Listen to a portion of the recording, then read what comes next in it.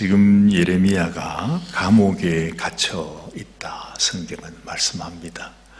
사실은 지난 한 주간 동안에도 우리 예레미야 32장의 말씀을 통해서 예레미야가 하나님의 말씀을 전가하는 것이 도무지 그 백성들은 그 말씀을 받아들일 수가 없고,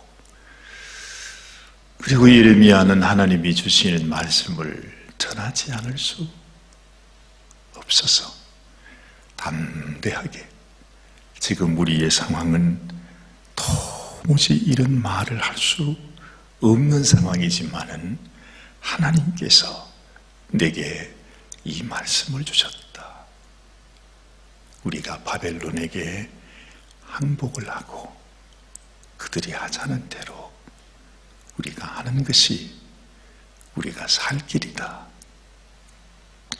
이런 예레미야의 말은 그야말로 이 당시에 남아서 끝까지 항전하기를 원하고, 정말 이 이스라엘 유다의 명맥을 이어나가기를 원하고, 또한 그들이 믿기는 하나님은 살아계시기에 결코 이 나라를, 우리 민족을 멸망하는 것을 하나님이 그냥 보고 계시지 않으실 것이다.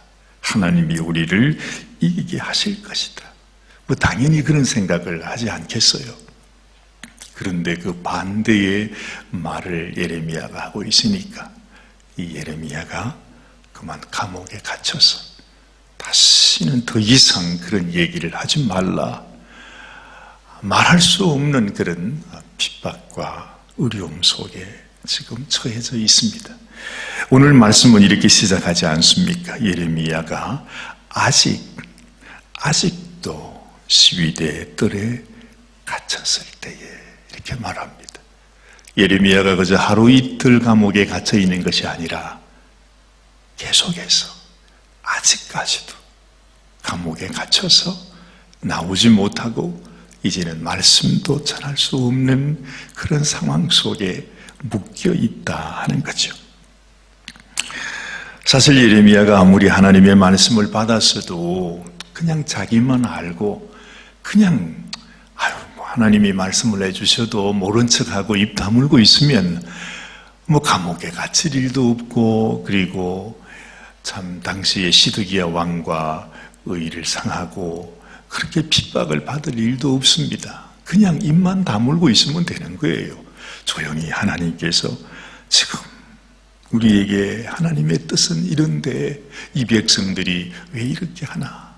그저 마음이 아파하면서 하나님 앞에 기도할 수도 있잖아요. 굳이 그걸 그냥 정말 바위로, 아니 계란으로 바위를 치는 것 같아요.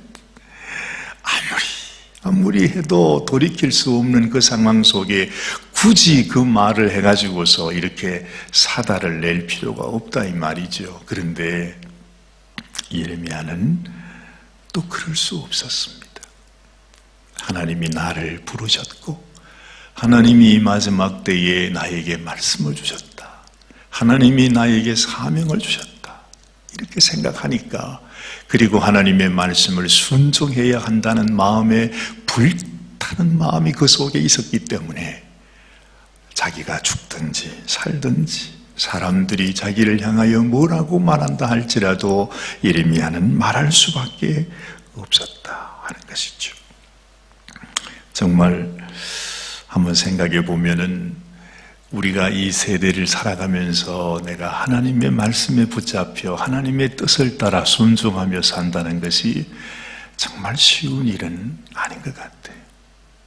어찌 보면 저도 그렇고 또 여러분도 아마 그러실 거예요. 이 세상 사는 것이 사실 힘들잖아요.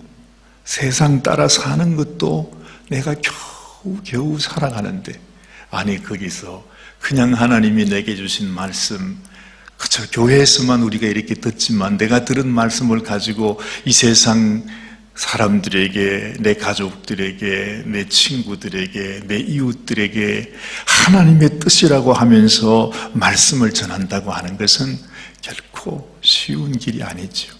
사실 예레미야가 이런 어려움을 겪고 있는 것을 보면 이건 거의 100명 중에 99명은 다 이 길로 가는데 자기 혼자 이 길이 아니라고, 우리가 이 길로 가서는 안 된다고, 이건 죽는 길이라고, 우리가 살기는 지금 반대 방향으로 가야 되는 길이라고 이렇게 말하는 것이 사실 우리가 상상도 되지 않습니다. 그래서 저 역시도 예레미야를 생각해 보니까 내가 하나님을 사랑하고 하나님 말씀을 순종하고 내가 그 뜻을 따라 산다는 것이 과연 나는 얼마나 될까? 예레미야는 자기의 생명을 바쳐서 그 길을 가고 있는데 과연 나는 한 50%는 될까? 아니, 한 10%라도 될까? 그냥 세상을 따라 살면서 그래서 내 마음속에만 그냥 이러면 안 되는데, 내가 믿음으로 살아야 되는데 하는 생각만 가지고 있지 우리가 어찌할 수가 없잖아요. 안타깝지만 우리가 이렇게 고백할 수밖에 없는 그런 상황 속에서 산다 하는 것입니다. 주님을 따라간다는 것, 믿음으로 산다는 것, 우리 주님도 우리들에게 말씀하셨지만 좁은 길이다. 좁은 길이기에 너희가 대강 그 길을 따라가라, 그렇게 말씀하시는 게 아니라 좁은 길로 가기를 힘쓰라, 그렇게 예수님이 또 말씀을 하셨으니 이게 참 답답하죠. 마음속에 이게 아닌데도 이렇게 살 수밖에 없는 우리의 모습 때문에 우리가 이 아침에 하나님께 나오면서도 죄송한 마음, 안타까운 마음, 또 그런 죄책감들이 우리에게 있는 것이 사실입니다. 우리가 그렇게 살 수 없지만 그러나 우리 마음속에 나의 인생 살아가는 동안 내가 주님이 내게 맡겨주신 아무리 힘들고 어려울지라도 정말 주님이 원하시는 그런 삶을 내가 살아가야 되겠다 하는 그런 마음의 소원을 갖게 되시기를 바랍니다. 물론 마음의 소원만 가지고 되는 거 아니지만, 답답하지만 그래도 어떻게 해요, 그지요? 마음이라도 하나님을 향하여 한 걸음 한 걸음, 오늘 이 아침에 우리가 예레미야가 이런 고난을 당하는 모습을 보면서 우리 마음속에 다시 한번 도전을 받는 것입니다. 하나님의 사람이라면 당연히 핍박의 길, 고난의 길, 환난의 그 길을 걸어가야 되는데 나는 전혀 그 길을 가지 않고 그냥 어찌하든지 그냥 이 세상에서 편안하게 살기만 하나, 이런 우리의 모습들을 우리는 고백하지 않을 수 없습니다. 저도 여러분들에게 이런 말씀을 전하지만 여러분들이나 저나 전혀 다를 게 없죠.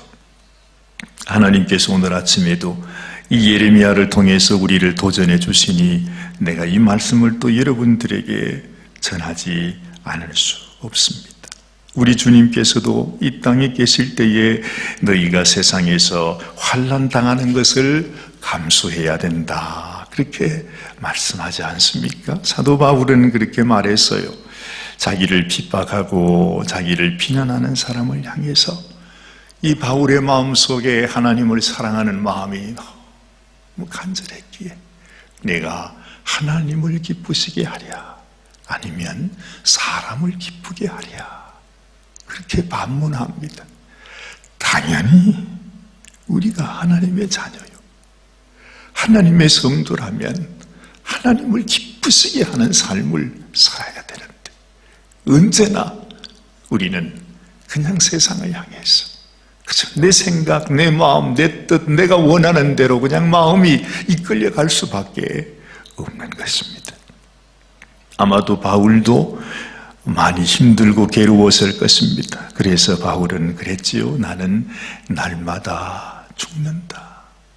날마다 죽는 마음으로 하나님 앞에 그렇게 살기를 원했던 내 몸에 예수 그리스도의 흔적을 가지고 있다. 그렇게 말하는 것처럼 제가 이 말씀을 묵상을 하면서 하나님, 저도 한번 이 세상에 살면서 내가 단 한 번이라도 정말 주님을 위해 이런 마음을 가지고, 주님, 내가 지금 죽기 원합니다. 내가 죽을지라도 하나님이 원하시는 그 뜻을 따라 살기 원합니다 하는 그런 마음으로 내가 이 하루를 살아가게 해주세요 하는 마음, 그런 마음도 갖게 되었습니다. 사랑하는 여러분, 참 안타깝죠. 이번에 요즘 한국에서는 아주 참 충격적인 그런 뉴스를 듣고 우리 한국 분들이 다들 지금 아주 멍한 상태에 있는 것 같아요. 이 세상의 죄악이 얼마나 관영한지. 마치 제가 그 뉴스를 들으면서 그런 생각을 했습니다. 죄가 우리를 삼키는구나. 그래요. 여러분, 얼마나 이 세상이 우리를 삼키려고, 우리의 인생 가운데서 정말 우리의 삶이 너무 그야말로 바람 앞에 촛불이라고 할까요? 그냥 훅 하면 꺼져버리는 것이 우리의 인생이라, 얼마나 허망한 그런 삶을 살아가는지 말이지. 이런 가운데서 우리가 더 주님을 바라보며 사는 인생이 되어야겠다. 내가 주님을 위해서 정말 이 예레미야처럼, 사도 바울처럼 그렇게 살 수는 없을지라도 이렇게 기도가 나왔습니다. 하나님, 내가 정말 주님의 이름으로 생명을 걸고 이렇게 싸우지는 못한다 할지라도 적어도 내 마음속에 이렇게 보잘것없고 연약한 인생에게 은혜를 베풀어 주시는 하나님의 그 사랑 앞에서 내가 불평하고 원망하지만 않게 하여 주세요. 다른 건 못할지라도 이 환난과 시련 속에서 우리를 인도하시고 참 연약한 우리를 이끌어 가시는 이 가운데서 내게 주시는 하나님의 그 은혜와 사랑을 감사하면서 살아가는 인생이 되게 하여 주시옵소서 하는 그런 마음이 들었습니다. 사실 생각해 보면 우리가 이렇게 살아있다는 것, 또 이런 환난과 재난 속에서도 그런 얘기 많이 나잖아요. 오늘도 몇 분이 돌아가셨다, 몇 분이 감염이 됐다, 미국이 이런 인구들이 점점 더 늘어나고 있다. 그런데도 이런 와중에 그래도 나, 그리고 나의 가정, 나의 아이들, 우리 식구들, 우리 성도들 그래도 건강하게 지내시는 모습을 보면 얼마나 감사한지 몰라요. 어찌 보면 우리도 얼마든지 그 감염자 속에 들어갈 수도 있는 사람인데, 우리의 생명도 언제 꺼질는지 모르는 인생인데도 하나님께서 우리를 지켜주시고 보호해 주시고 또 이렇게 우리로 하여금 살게 해주시는 것이 얼마나 감사한지 몰라요.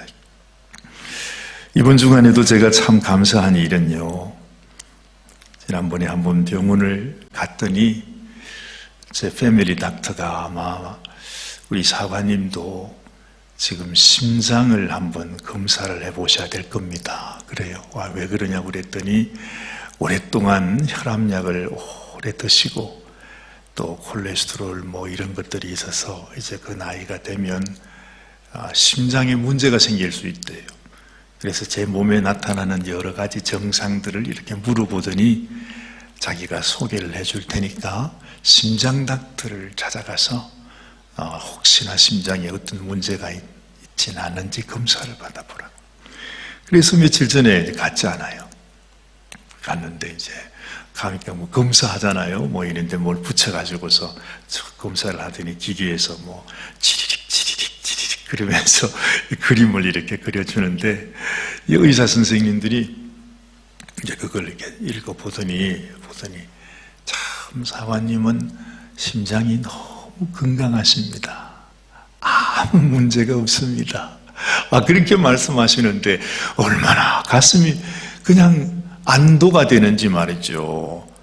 아니 어떨 뻔했어요. 사실은 제가 아시는 한 분은 뭐 저와 같은 상황이시더라고요. 그래서 전혀 괜찮다가 어느 날 갑자기 심장이 마비가 돼가지고요.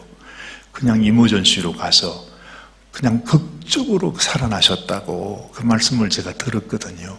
그러면서 저한테도 사관님 체질이 저 체질하고 비슷한 것 같은데 사관님도 검사를 해보시는 게 좋겠다고. 안 그래도 그 얘기까지 들었는데 의사 선생님이 그렇게 말씀을 해주시니까 얼마나 감사한지.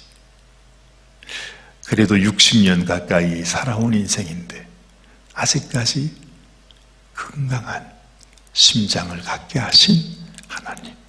그 심장이 그냥 잠시라도 멈추면, 가끔 그럴 때 있잖아요. 저도 심장에 통증이 생겨서 어떨 때는 운전하다가도요 갑자기 어지러워가지고 운전을 못할 때가 있어요. 그때는 빨리 세워야 되죠. 걸어가다가도 갑자기 세상이 그냥 핑 돌리면서 막 어지러울 때가 있어요. 그러면 가만히 서 있다가도 넘어져야 돼. 어떻게 중심을 잡지 못하니까 말이죠. 그럴 때가 가끔씩 한 몇 달 만에 한 번씩 있거든요. 그 얘기도 했더니 아직까지는 건강하시다고, 너무 염려하지 마시라고. 하나님께서 그래도 늘 그럽니다. 제가 잠자면서도 무호흡증, 코 고는 사람들이 가지고 있는 그 병이 있잖아요. 잠자면서 숨을 못 쉰대요, 글쎄. 그러면서 한 몇 분 정도를 숨을 못 쉬고 있다가 다시 이제 겨우서 하는 거 있잖아요. 늘 그 말을 듣거든요. 벌써 수십 년 전부터요. 그런데도 아직까지 살아있다는 것이 얼마나 감사한지. 세상에서 환난도 있지만 여러분, 우리의 삶을 지키시고 인도하시고 나의 삶 가운데 하나님께서 무언가 일하시기를 원하시는, 그래도 이 연약한 인생을 하나님이 사용하시고 정말 작은 일 가운데서도 나를 통해, 나의 생명을 통해 하나님이 일하시고자 하는 것이 있다는 거죠. 얼마나 감사한지. 그래서 제 마음에 그런 다짐을 했어요. 내가 하나님 앞에 큰 일은 하지 못하고 정말 내가 예레미야처럼 사도 바울처럼 살지는 못해도 그러나 하나님 앞에 원망하지 않는 것, 하나님을 불평하지 않는 것, 하나님께 감사하며 사는 것, 범사에 감사하면서 하나님, 나를 오늘도 나에게 생명을 주시고 오늘도 나의 삶을 통해서 내 믿음의 분량대로 하나님께서 일하심을 감사합니다 하는 마음. 여러분들도 여러 어려움이 있으실 겁니다. 예레미야가 이 감옥에 갇혀 고난을 당하는 것처럼 또 우리 삶 속에 왜 어려움이 없겠습니까? 그런 고난과 어려움이 생길 때 그것들로 인해서 무너지지 마십시오. 사실 작다고 할 수는 없지만 인간이라는 것이 이 죄로 인해서 또 죄책감으로 인해서 언제라도 우리 생명이 끝날 수 있는 인생입니다.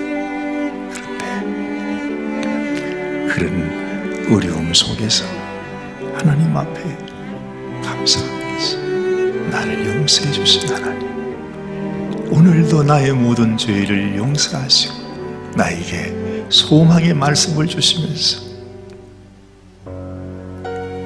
네가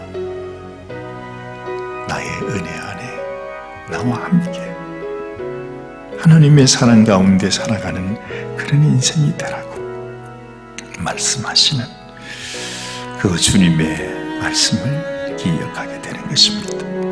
시편 146편에 보면 이런 말씀이 나옵니다.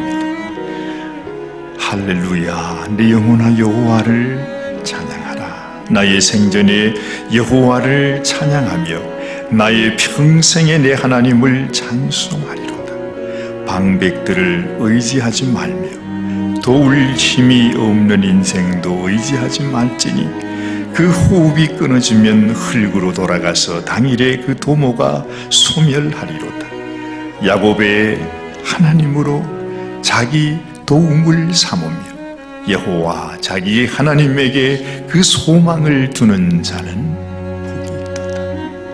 언제나 우리 하나님께 소망을 두시고 아무리 환난과 고난 속에서 내 인생 연약함 속에서 정말 죄책감 가운데 살 수밖에 없는 그런 인생이라 할지라도 한 가지 하나님께 감사하는 것, 원망하지 않는 것, 불평하지 않는 것, 오늘도 나에게 생명 주시고 어려움 속에서 주를 바라보며 살아가게 하시는 그 하나님 앞에 감사하며 살아가는 것, 그것만이라도 우리가 지키며 살아가는 그런 인생, 그 인생을 하나님께서도 기뻐하실 줄 믿습니다. 우리의 삶 가운데 하나님의 귀한 은혜와 주님의 축복이 함께 하시는 저와 여러분들의 삶이 되시기를 주님의 이름으로 축복합니다. 기도하십시다.